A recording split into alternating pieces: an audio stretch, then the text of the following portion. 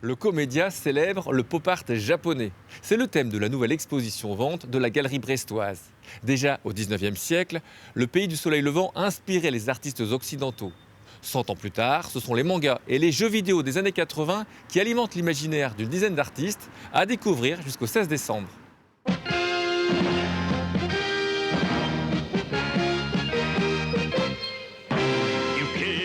L'univers des maîtres de l'estampe japonaise, détourné par l'artiste français Hatz Lebitom et envahi de personnages de dessins animés des années 80-90.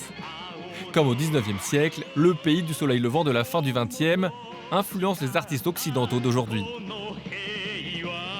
Avec le développement des industries culturelles depuis les années 80, donc du Japon vers le monde, en animé, en manga et aussi en art contemporain, on arrive à des nouveaux japonismes. Ces phénomènes font partie intégrante du travail et de recherche des artistes contemporains. 13 artistes, 8 français et 5 japonais sont exposés avec des œuvres de Takeru Amano notamment, qui revisitaient les Vénus et les icônes. Le collectif japonais Excalibur, lui, est marqué par l'aspect graphique de Nintendo et des pixels de ses jeux vidéo des années 80. La céramiste bretonne Mélanie Bourget réalise des bustes en utilisant une technique de cuisson japonaise ancestrale. Elle co-signe une œuvre avec Sylvain Sébien, peintre rennais d'abord reconnu comme tatoueur et passionné par les grands maîtres.